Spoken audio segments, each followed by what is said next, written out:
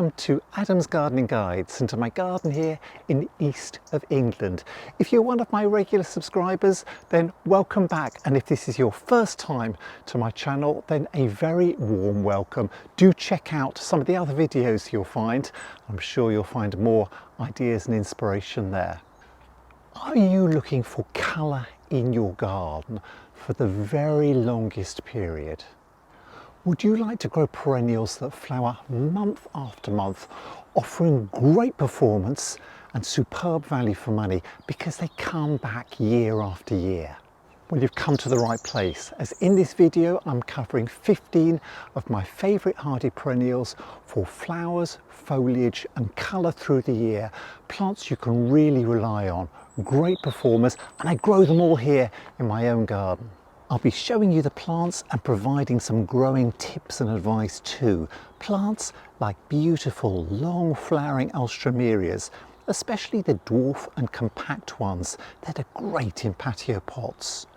Tall growing Rudbeckia that provide height and impact with their wonderful golden flowers. The impressive Salvia Amistad that really demands being given pride of place at the front of a border to enjoy all summer long, plus wonderful sedum varieties like Helianthus with its golden flowers and variegated foliage, and many more. And because I grow so many plants in my garden to provide colour right the way through the year, you'll find many more videos on my channel about them, so do check out Adam's Gardening Guides for more ideas and inspiration. The weather here in my garden can be hot and dry in summer, but cold and wet in winter.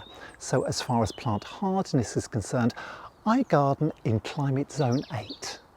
So let's get started with a hardy perennial I think everyone should grow for its wonderful foliage displays through winter and its beautiful flowers from spring through into summer.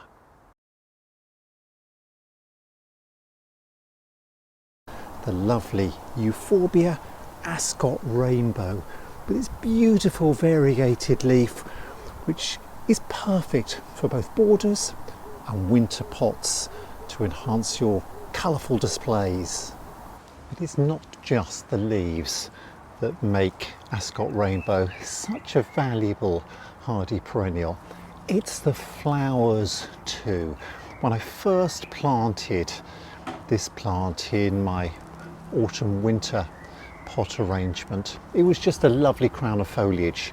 It contrasted well with its neighbouring plants and added that lovely zing to my winter display. It looked lovely through January and February, and as we moved through winter into March, the flowering spikes had started to develop and they gradually move up and curl open. They look gorgeous as they're developing, and by spring they're in full flower. And now I'm in the middle of June and I've already got a beautiful crown of flowers here. The flowers are very delicate. There are literally thousands of flowers on this plant. They've got a little bract at their base which has got gold and green markings on it, and then the individual little flowers themselves are almost deep reddish colour. Look absolutely gorgeous, and this display will last week after week after week. I'm going to leave it in place here, enjoy this as we move through summer. But down at the base, now we can see down here, I've got the leaf stem from last year coming up, but right the way down at the bottom of these stems I can just see some new little buds developing. So as we move through summer, what I'm going to be doing is looking at the base of the stems, watching the growth right down at the bottom, and once it is perhaps an inch or so high, I'm going to cut off all of this top growth completely, remove this and make room for the new growth to come up, and those new shoots will grow up through autumn, and as we move through to winter I'll again have a nice crown of foliage to enjoy in my display. If you've got this plant in your border, do the same thing.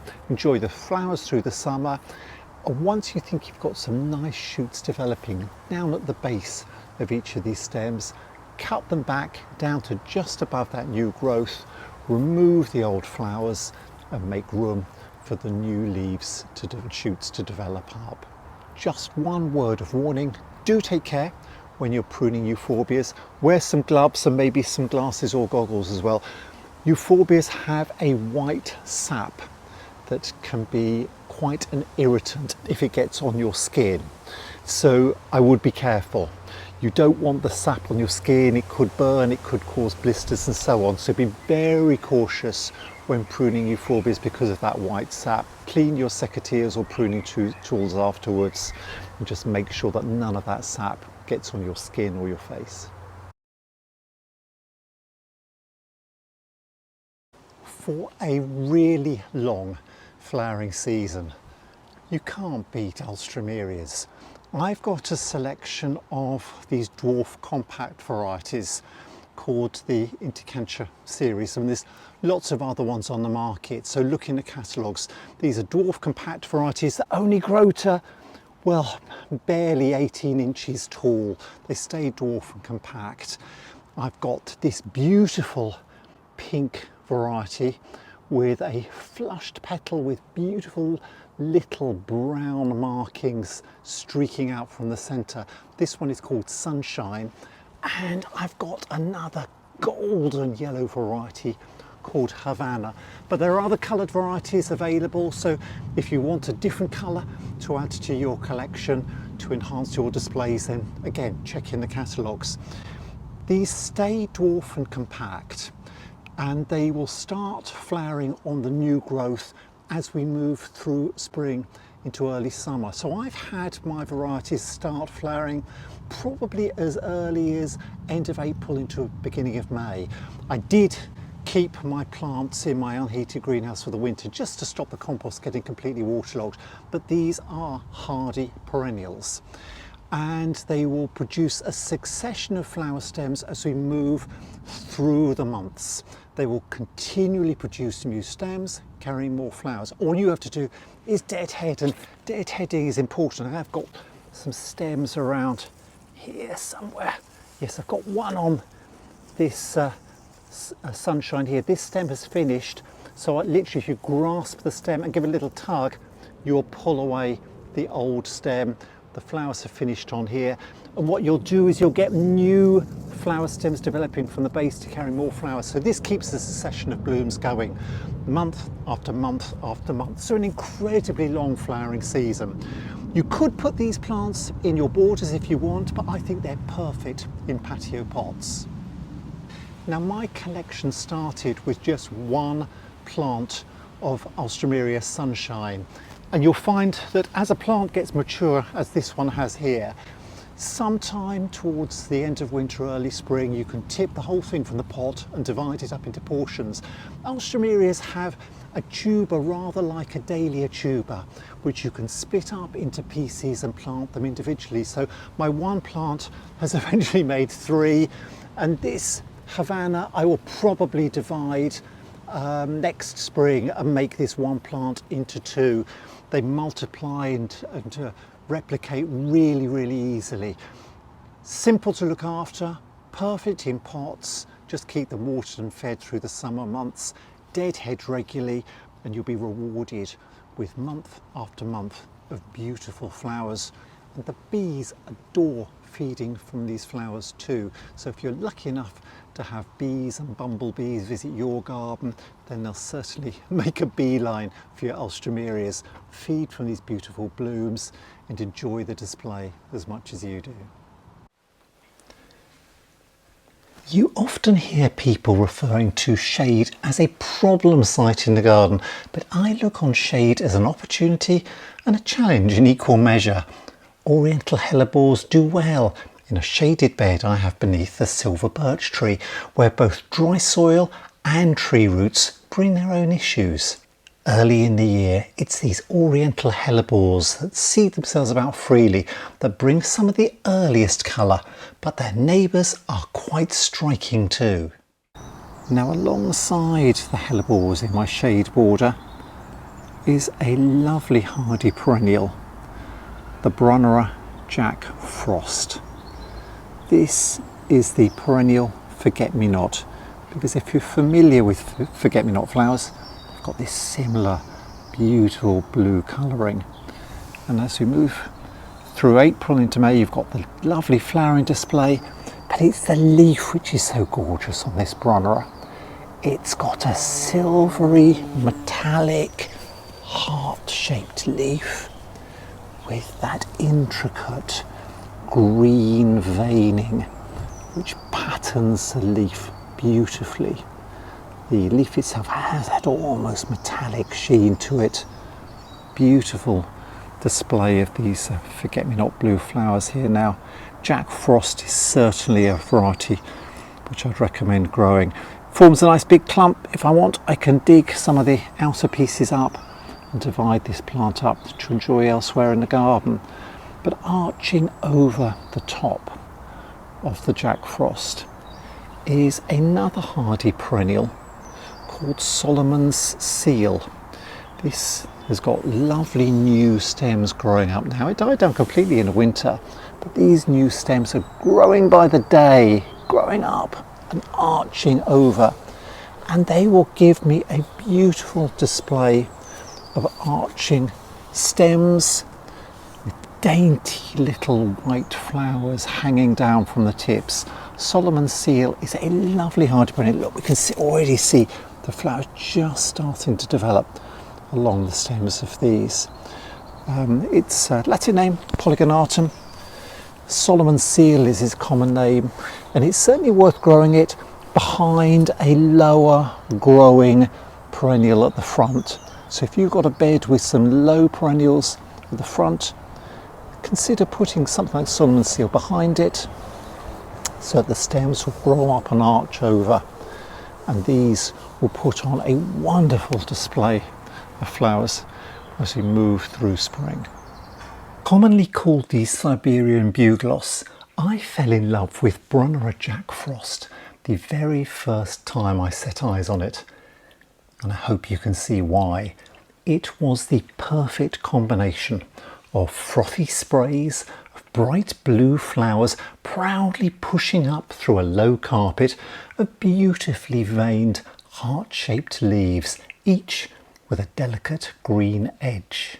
And while so many hardy perennial favourites are summer flowering, Brunnera Jack Frost is one to grow to kick-start your gardening year in spring.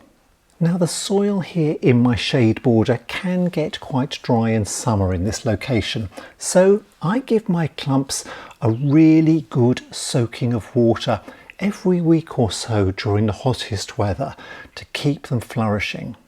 This is a perennial that does like a moisture retentive soil, so dig in plenty of compost at planting time to keep it looking fresh and luscious, and you'll soon notice its leaves starting to flag if it gets dry, a clear sign that you need to get out the watering can, get out the hose and give it some water.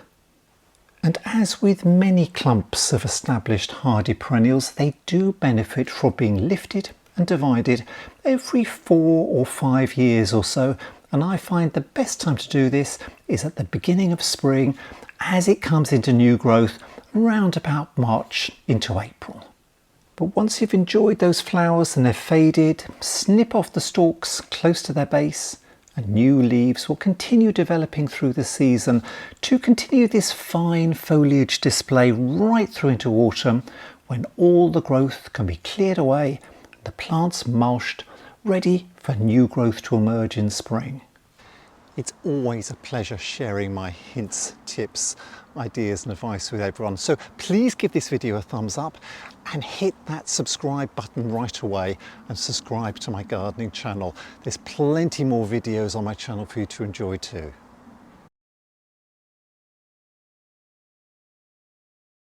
When I'm choosing plants to grow in my garden, one thing I do like is to have things which flower over a long period of time. Of course, it's lovely having those one-hit wonders which give you the colour just in March or April or May or June, but sometimes you want a plant which is going to carry you through the seasons. This variety of Anthemis, it's a simple daisy-like flower. It's a variety of Anthemis tinctoria and it's called E.C.Buxton. Now, I planted this hardy perennial last year, and in its first year it literally only grew 12 to 18 inches in height, produced very few flowers, but for some reason it has grown massive this year. You'd normally expect E.C.Buxton to grow to about 2.5, maybe 3 foot, but for some reason in this slightly shaded position here, just on the north side of a winter flowering viburnum, it's grown to a good 5 foot in height this year, so it can grow taller, and for that reason I've had to support it. I've put some canes and some string around the bottom to give it some support. It will go on flowering well. Started off in June with this beautiful display of flowers, but I'm going to look forward to this continuing to flower well into late summer or even early autumn. It's got a simple daisy-like flower, pale yellow petals with a beautiful golden centre. The renowned plantswoman Beth Chatto called this a jewel of a plant, and E.C.Buxton was one of her very favourite hardy perennials. Each bloom also lasts a long time, making this a really good cut flower. So if you fancy a nice big vase, perhaps just take individual flowers or some stems of blooms and bringing this indoors, and you can enjoy these lovely pale yellow daisy heads for a long season of colour. My Anthemis E.C.Buxton put on a really glorious display over a long period of time last summer. It's a hardy perennial. I've got new growth coming up from the bottom, so what I'm going to do now in winter is just to remove the plant supports which I had in place last summer and cut away all of last year's growth, and that means chopping off these stems right down at the base. Cut the old growth away, and this will be cleared up.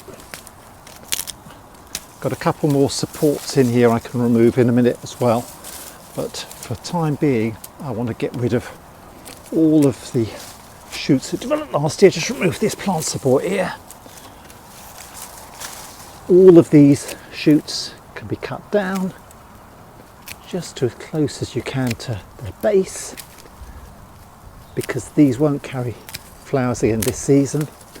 What I want to do is to clear the decks so that these new shoots will grow up in spring. I can train them in, give them some support, and they'll carry flowers throughout next summer.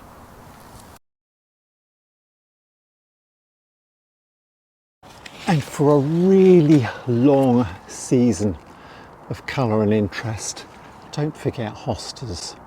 One of my favourite foliage plants to grow in patio pots, and I've got quite a collection of them.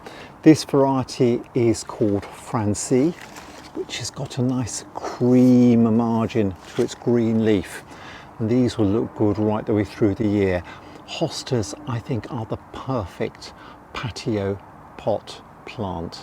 One thing that makes hostas such a versatile hardy perennial is that they tolerate both full sun and shade. So no matter what sort of garden you have, I'm sure you'll find a hosta or two to fit into your displays. Hosta June is a nice compact variety, perfect for a patio pot, with broad yellow patterns and bluish green markings around the edges of its pointed leaves. It doesn't grow too tall, with established plants displaying a dense mound of colourful leaves, through which develop taller upright flower stalks in early summer, carrying open trumpets of pale lavender blue flowers. Light levels do affect the leaf colour, so with Hosta June, the shadier the growing position, the bluer the margins of the leaves develop, and the brighter and sunnier the position, the more yellow they become. Francis Williams is one of my biggest hostas, with large, broad, almost oval leaves with a wide blue area fringed at the very edges with yellow. These leaves appear quite thick and robust, which I think does make them less palatable to slugs and snails. I wouldn't go as far as calling it slug-proof, but I don't find it's attacked as often as some of the softer leaved varieties.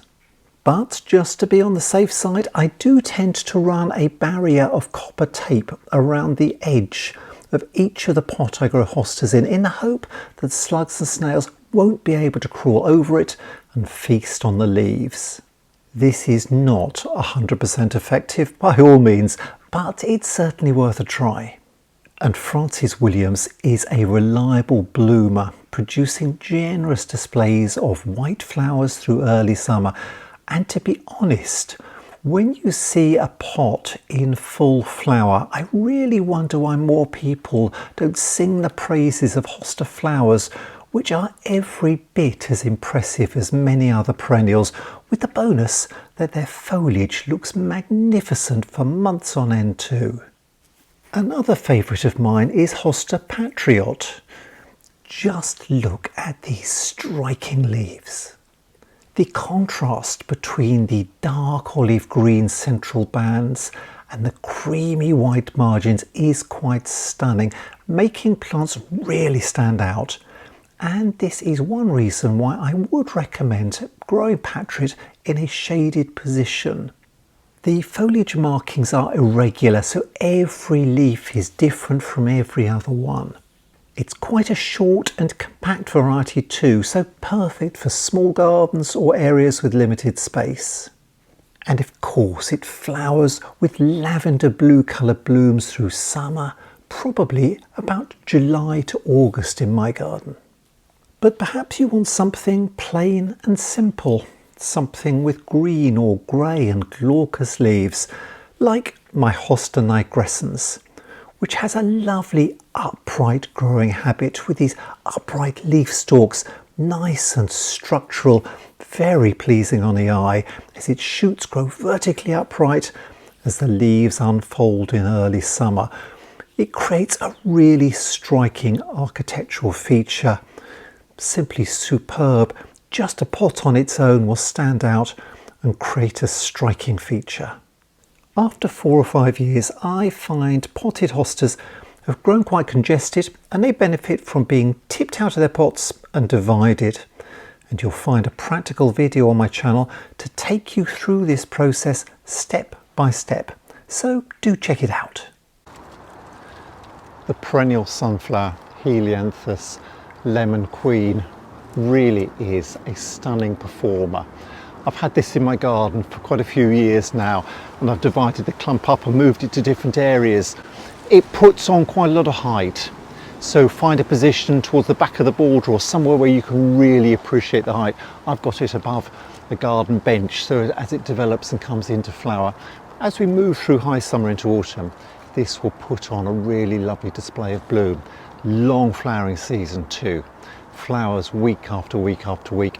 And you get that with the habit of a plant which produces a succession of blooms on side shoots. So the main shoot will start coming into flower, side shoots will be breaking out lower down the stem, those will carry flowers which open up later, and that gives you that long flowering season.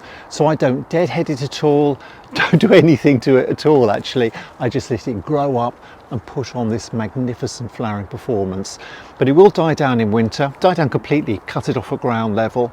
It's very shallow rooted, I find, but easily to split up and divide. So you will have to rejuvenate it every few years, as with many hardy perennials, divide the clump up and replant it just to keep the vigour of the plant going. And once it's established, and this clump has been in here for probably about 4 years now, you can see it's put on easily 6 or 7 foot, maybe even more in growth. So it won't grow that tall in its early years, it will be shorter, but as it gets established, you'll find the clumps put on an even taller display of bloom. So most winters I'll mulch over once I've cut the stems back. So these will die back, the growth will finish, and sometime through winter I'll snip all of those old stems down at soil level and I'll spread a nice mulch, just a layer of compost, homemade compost or bags of compost or farmer manure over a few inches deep, and I'll let the new shoots grow up through that in the spring. Lots of flowers with a simple daisy-like flower shape will be attractive to bees and pollinating insects. The flower shape means you've got that beautiful big bold clump of golden stamens in the centre producing lots of pollen, and they're nectar rich flowers too. So this gives the bees and the bumblebees, I've got some buzzing around here today, bumblebees, hoverflies and other insects will love feeding from the blooms of Helianthus, feeding on the pollen and the nectar.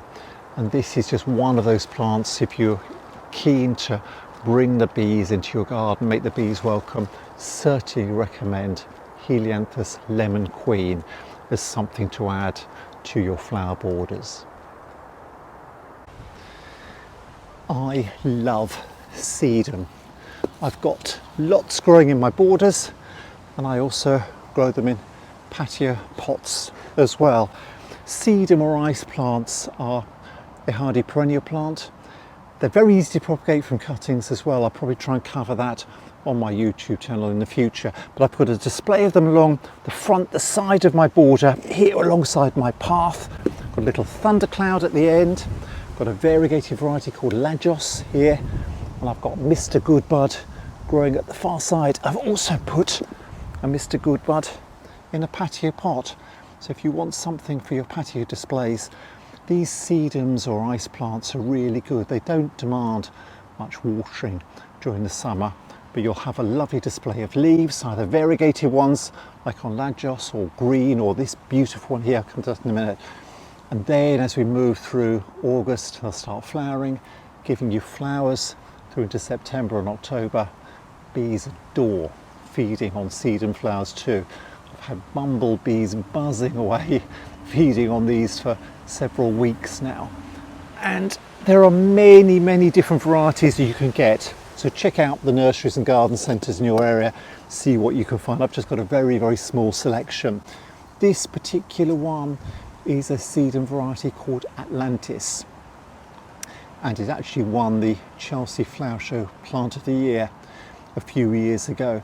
It's only very small, very compact, spreading variety, and you can divide these up in the spring and turn one plant like this into 2 or 3 if you want. So very easy to propagate from either cuttings or divide them up. And you will have, as we develop through spring, lovely variegated leaves, green marking down the centre, cream around. Some of the leaves even turn out just to be plain cream too. So lovely display of foliage. Then as we move through summer, late summer into autumn, the flowers will open. And Atlantis has a lovely golden bloom which will last for many weeks. A succession of flowers developing on this little compact plant. Bees will be feeding from this one too.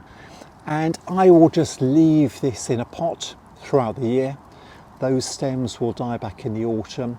I'll just let them die right the way back, so you don't need to give it any winter protection. If you want and you're in a very cold area, you might just want to move the pot into the shelter, put it under a cold frame, put it in your greenhouse. The stems will die back, and in some time through the winter I'll cut all of those old stems back right the way down the bottom, and you'll get new leaves growing out in the spring to put on the new growth and the new display for the following year. No list of long blooming hardy perennials would be complete without Geranium Rozanne, a beautiful spreading hardy perennial with large cup-shaped lavender blue flowers, each with a white centre, and dark veins running out from the centre almost to the edge of each of the 5 petals. Flowers are large too, up to 2 inches or 5 centimetres across. And I really mean long blooming, as Rozanne can start flowering in my garden in June and continue well through into October, or until frost brings the display to an end much later in autumn. Like all hardy geraniums, it will die down completely in winter when you can cut it right back down to soil level, and lovely fresh new leaves develop quickly through spring. By early April, I have a bold mound of new growth, perhaps a foot or two high, and flowers start opening at the tips of the shoots at the very start of June.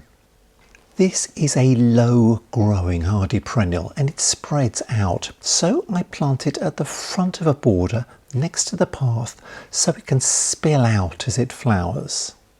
By the end of the season it has put on quite a lot of growth, but if you ever feel it's spread too far, then just clip it back. Now, I can remember when this outstanding variety was first introduced at the Chelsea Flower Show back in the year 2000 with the help of Adrian Bloom and Bloom's Nurseries. This sterile variety was discovered by Donald Waterer and named after his wife Rozanne, and it was a seedling they discovered in their Somerset garden in 1990, a sterile hybrid from a cross between Geranium Buxton's variety and Geranium Himalayense, both superb varieties in their own right. Geranium Rozanne is a perfect hardy perennial for attracting bees, flowering over a really long period throughout summer and autumn to provide them with food month after month. Some people describe geraniums like Rozanne as filler plants, as they spread out as they grow to fill in gaps between neighbouring plants and blend in to create nice combinations with their partners. However, do take this on board when choosing its neighbours, as Rozanne does best when it's given space to spread and flourish, so any meek and mild neighbours may struggle to stand up to a more dominant neighbour. With that said, Rozanne really is a superb hardy geranium that everyone should find space for in their own garden.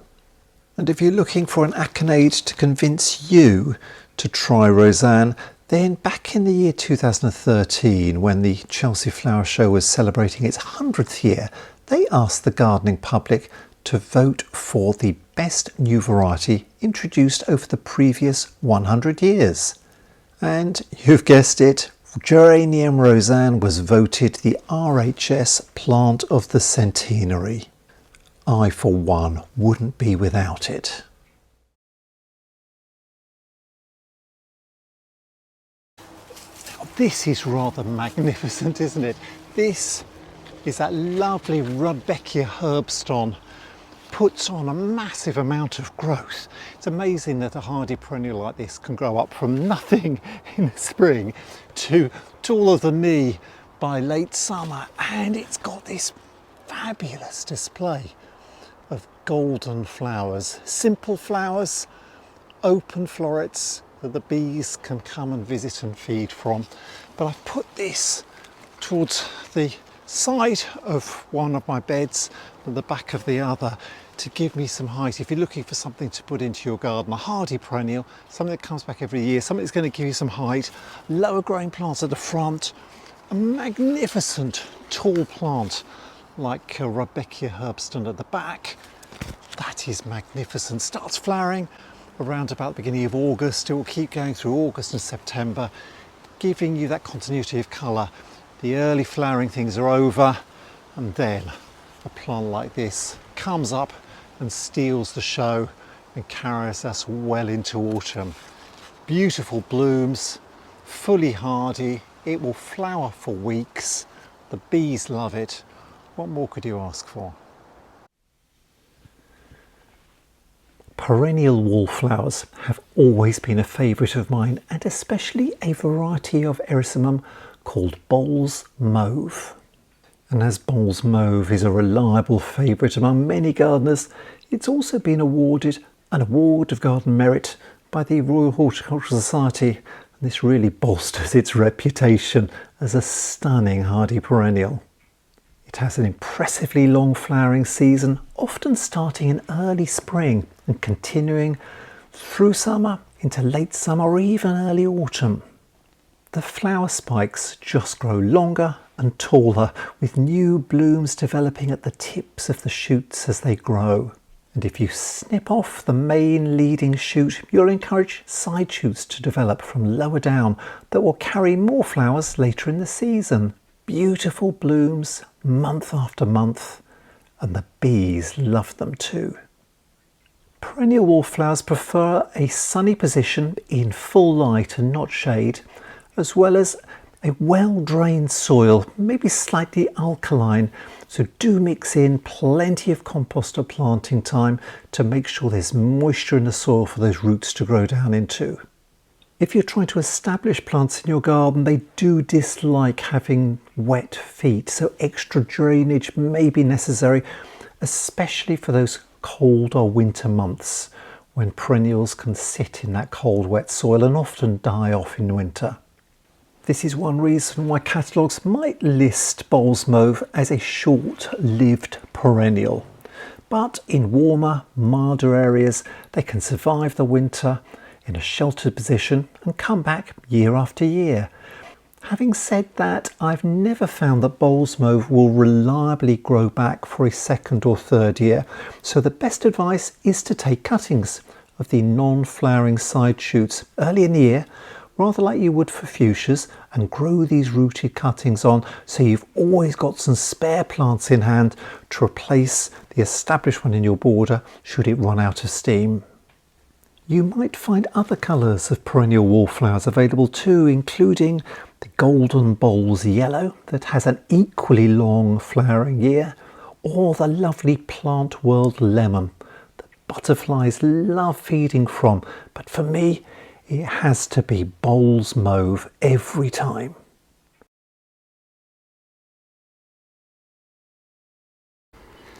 If you're looking for an alternative to hostas to grow in a pot for this absolutely gorgeous variegated leaf, then check out Houttuynia.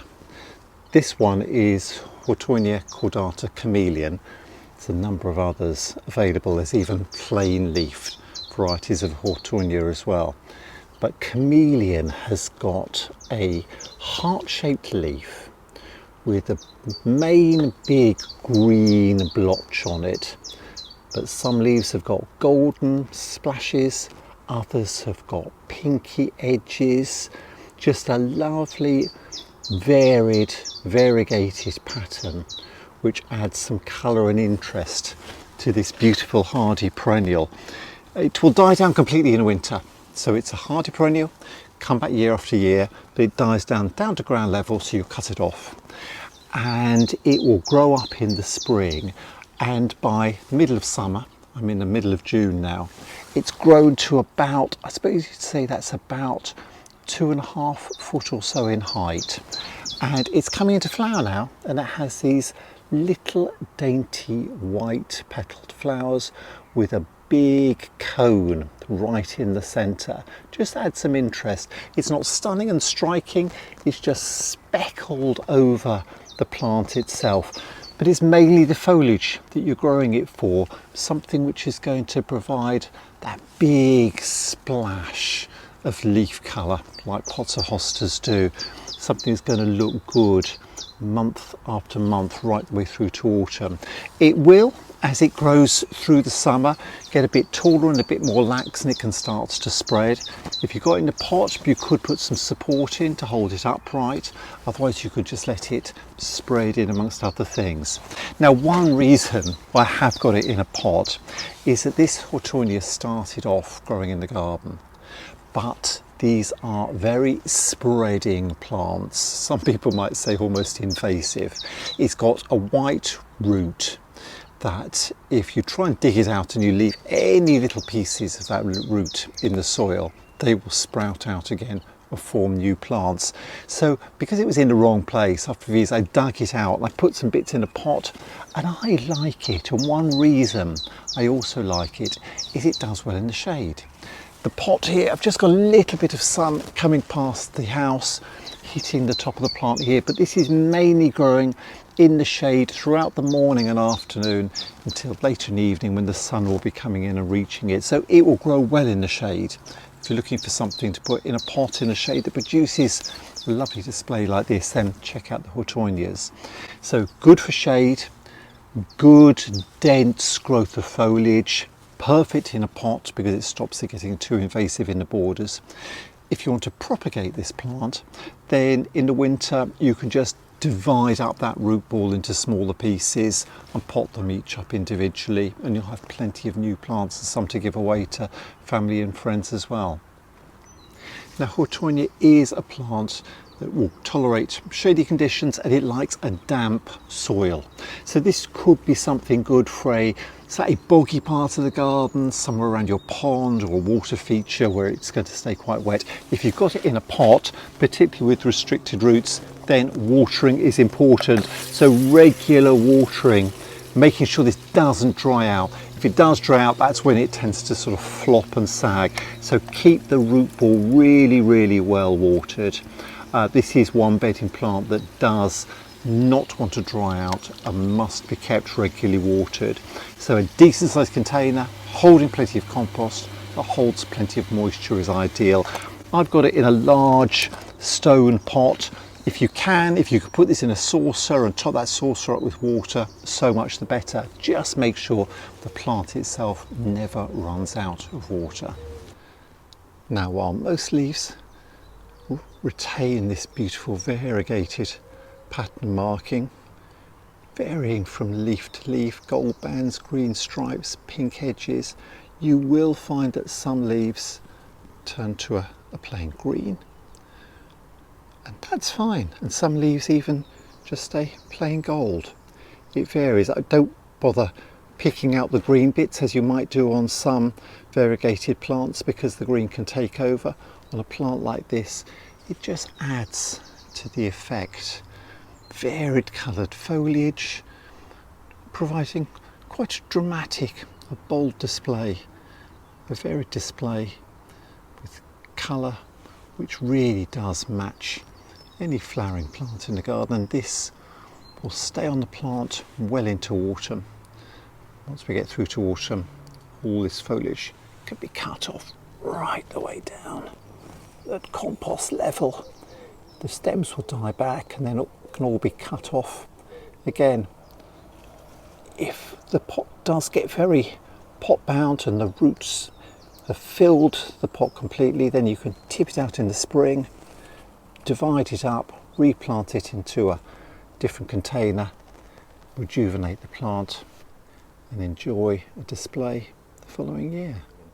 Usually grown in a bog garden situation, it loves a moist soil, and if I had it growing in a pot here, let's have a look at the root ball.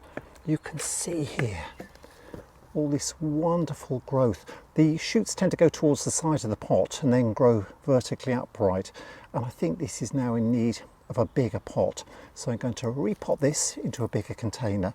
What growing it in a pot does, it stops it spreading. If you put this in your border, it can be quite invasive. It just spreads and runs. You can see the character of the plant with these underground rhizomes that grow out and spread out and colonise an area of garden.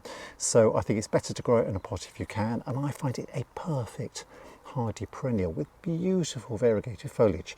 To grow in even a shady part of the garden, this will grow beautifully. Now today I'm going to pot it up into a terracotta pot. We love terracotta on our patio. This looks good, but terracotta loses a lot of moisture through the sides of the pot. So I'm going to line the inside with just some old bits of compost bag, which I've cut up into strips. First thing I'm going to do is to put a crock over the bottom. I've got a drainage hole in the base of the pot, so I'm going to cover that with a crock and just put a little layer of gravel in the base, just to make sure that it doesn't get too waterlogged. And I'm going to line the inside of the pot itself with some old bits of compost bag. This just stops the compost sitting in direct contact with the pot and stops the roots from drying out. The roots will grow outwards, but rather than getting very hot and dry in the summer, hopefully these will help conserve moisture. And as a bog plant, this plant really does enjoy those sorts of moist conditions. I'm going to put a little bit of fertiliser, slow release granular fertiliser, in the base of the pot, mix that in. Just put that in, let's have a look. I need the root ball to sit just below the rim of the pot, a little bit more compost in there today. And just adjust the height a little bit, and then just fill in around with the compost itself. Now, if you find that some of that black compost bag is showing, you can just trim it down with some scissors just to make sure that it sits low. But this is about right, just sit in the plant half an inch below the rim of the pot, which means that when I'm watering, the water will stay in and soak down into the compost itself. What I'll also do in the summer, keeping these plants on the patio, is to put the pot into a saucer so that I can leave the pot sitting in that nice reservoir of moisture in the saucer during the day. That's exactly what these bog plants want. They don't want to dry out, to stay nice and moist. So there we are, nice Houttuynia in a pot. Last thing is just to water it in, keep it moist, make sure it doesn't dry out in the summer, and you'll have a nice foliage feature plant. This does produce some very, very small white flowers as we go through into early summer, not massively significant. I wouldn't say it's a plant you're really growing for its flowers, but certainly I think the foliage on Houttuynias will match any hosta. Beautiful variegation and a nice little patio feature. And any little divisions or bits of roots you find can be potted up, like I've done here, into a smaller pot and grown on. And probably next year the roots would have filled this little pot completely, and I can pot this up into a bigger container, give it some more space, and this will soon grow into as big a feature as my main plant. A hardy perennial I've always enjoyed is this Rudbeckia called Goldsturm. Widely available and rightly so, really popular and a great flowering performance. I love it because the flowers are simple, golden, cone flower shape, lovely frill of gold petals, beautiful dark mound in the centre, giving it the common name of cone flower. And I've planted it here underneath a viburnum that flowers earlier in the year. And this is Viburnum Aricii, beautiful white flower at the end of spring, early summer. Arching branches coming over. And in this spot, which gets some sun early in the day and then shade for the rest of the day, it really shines out beautifully as we move through from summer into autumn. And this variety of Rudbeckia probably starts flowering through August time, gives you a lovely display also through September and maybe even into October. So good long flowering season, lovely golden flowers, and it's hardy. It's a perennial, it will die down in the winter, and it spreads to form a really nice clump. You can grow it in full sun, but it will tolerate some partial shade too. Now, like many hardy perennials, it'll be fine in situ for several years, but it will gradually spread and the clump will become congested. And I find this one, Rudbeckia Goldsturm, probably needs to be lifted and divided every 4 or 5 years. It's been in here for several years now, so probably next spring, and I'll divide my hardy perennials usually in spring rather than autumn. You can do either, but I prefer to do it in the spring. Round about March time, just when I see some new leaves developing, I'll lift this whole clump out of this border.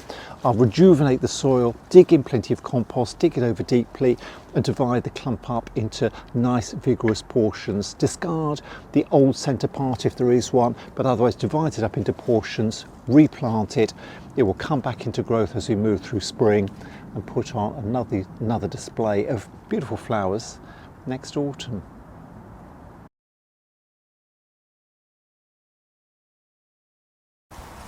Salvia Amistad really is quite stunning.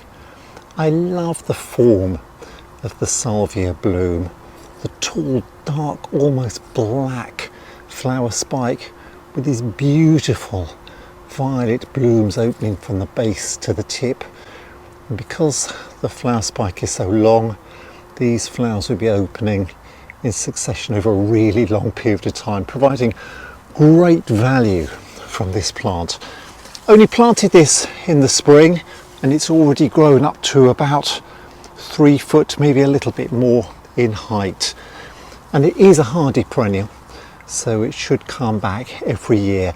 Some people might find they need to give it a little bit of winter protection just to guarantee getting it through the winter, but I'm going to try leaving it in the border here and maybe mulching over the base just to make sure that the cold doesn't get into the roots during the winter time. And now these branch stems have started flowering, coming through in July at the moment.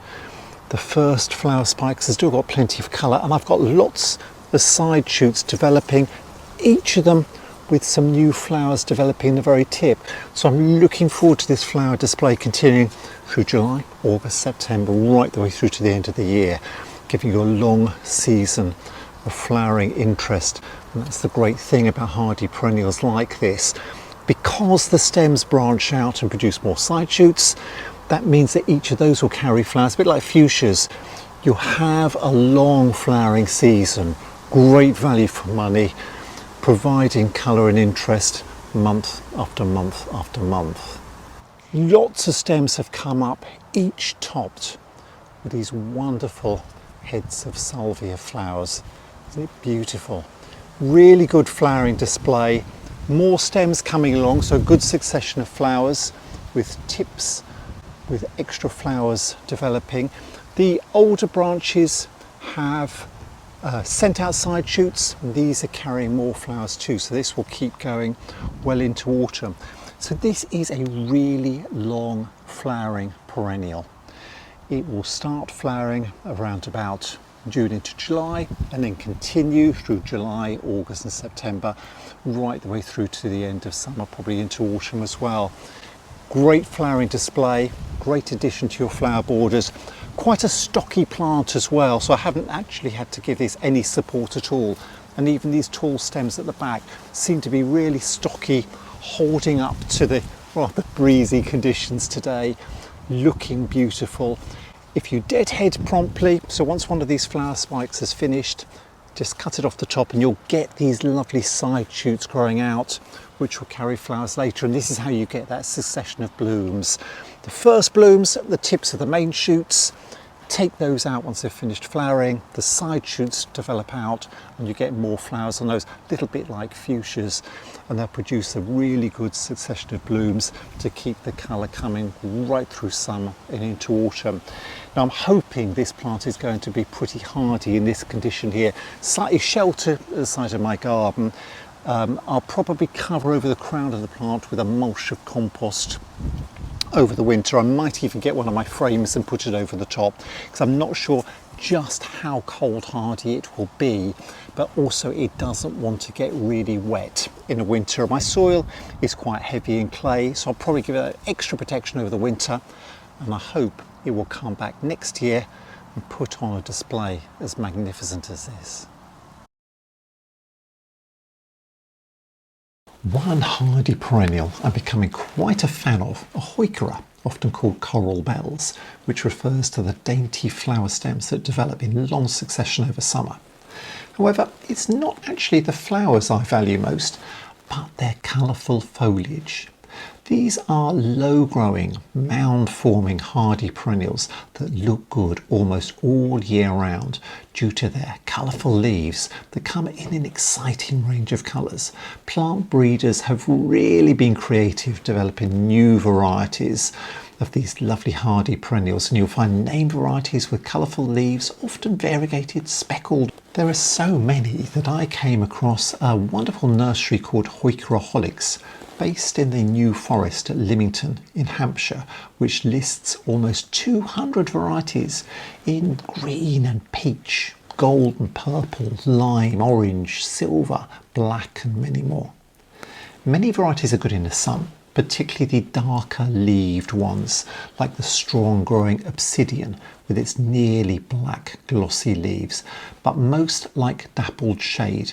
Especially paler coloured varieties, like a new one I got this year called Glitter, with silvery, shiny, almost metallic leaves, deeply patterned with a network of dark veins. For an autumn-winter pot last year, I planted Heuchera Georgia plum, which has lobed purplish pink leaves with deep purple veins. But there are dozens of varieties of Heuchera to choose from to suit any colour scheme that you might have, such as marmalade with orangey leaves, silver gumdrop with broad silver leaves, the deep moody foliage of forever purple, or an interesting new variety called frilly with ruffled leaves in golden amber, caramel and red. It's got dense, sturdy habit, grows to a height of about 30 centimetres, so it's perfect in a pot.